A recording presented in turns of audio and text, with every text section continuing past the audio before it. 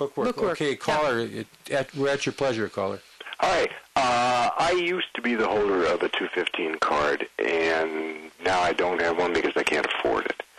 And I understand the price is going up again, and there seems to me to be no reason. It's a very simple application, and they take your picture, and that's it. And I'd like an explanation, please. Thank you. You want to say? That's something you have to direct to public health, not to myself. It was $40 under the sheriff's department, and then when public health, they put it up to $75, and the caller is saying it's going to go up past $75. Are you still on, caller? No. Well, I don't know. I saw Dan Taylor. Dan Taylor's public health. He's the guy that's works on the cards. If you want, call public health, talk to Dan Taylor, and find out what is up. Go ahead, caller. Say what you got to say. Hello, can you hear me? Yeah, loud and clear. Go. Oh, well, the price of the cards was just discussed on community news. Oh, was it? And it's the state raised the price. Oh, okay. The state raised. But I really wanted to talk to Meredith about a different topic. Go. I work at Grace Hudson Elementary School, and we are fearing that a business across the street will be granted a beer and wine license to open a mini-mart, well, not to open a mini-mart, but to sell beer and wine from 6 a.m. to 11 p.m., and it's in protest, so it's tied up in bureaucracy. But I wonder if Meredith could explain why it would be legal to sell alcohol 600 feet from a school, and what role she could play as district attorney. I realize she couldn't protest it at the time, but if there's anything the DA could do to help us avoid that. And I'll get off the air. Okay. You're talking about a planning and permit type process that the district attorney's office is not involved with. This is not a crime that I'm aware of unless there was an ordinance stating you could not be engaged in such a business 600 feet from the school. So that wouldn't be something that would be in the arena that I would have control over. Mm-hmm. Yeah, okay, lines are open. Is there anything you wanted? We've got a call? Okay, caller. Hi. What's going on? Go ahead.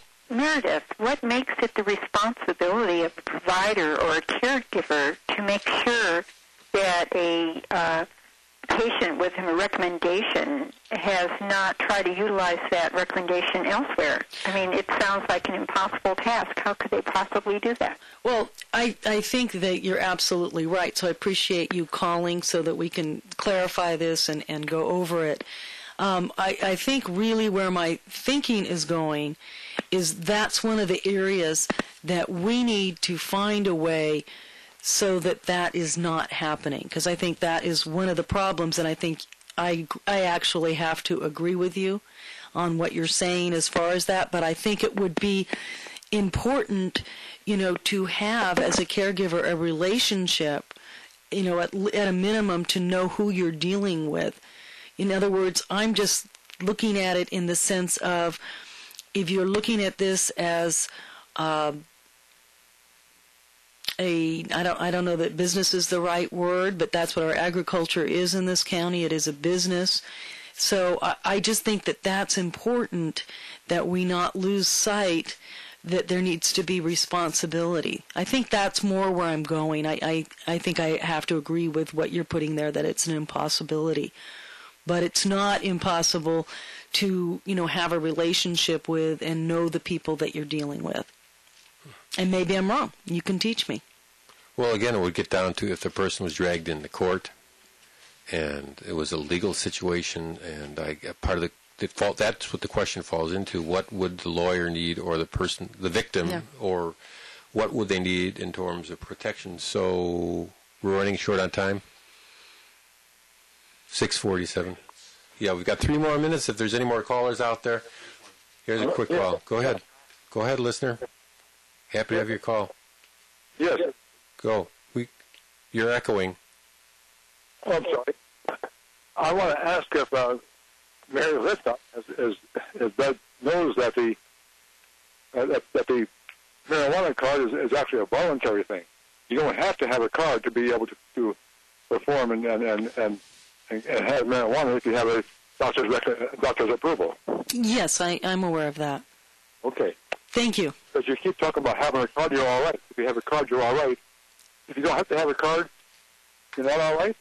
Well, I think, we've got a process that's been set up that a lot of people have worked very hard on, and I think that certainly all around this is a difficult area. It's a thorny area. So if you're able to get the card because you had the prescription, I think it's a good idea to follow through. But the problem is that that's the problem with the state now is because nobody's participating. Because nobody wants to get on a list with the government, particularly with the DA standing there turning all the information over to the feds whenever they want to. Yeah. Well, you understand that, yeah. Yeah, we're actually having a difficult time, or I am anyway, hearing you. So I have to just let you know that. But this is difficult. This is something that before was, completely illegal, and we're trying to find a way to make it workable. And that's about all I can really put to you on that. They had a workshop last year, the marijuana workshop, and again, that'll be announced on KZYXZ. We'll be able to, I'll give you an update when the next marijuana workshop is in the county. They'll be working on their policy. This is actually law on the wing. You're kind of winging the law as we go, but again, it has to do with the will of the DA, and that's one reason that it's good to hear as much as you can from your DA candidates is what is their will. Now, is there anything that we're running out of time? Again, time flies, and we'll have you back as soon as possible on KZYXZ so all listeners can get more information. When or if elected, or from this day forward, what do you see in terms of your will to wanting to implement and do the right thing for Mendocino County?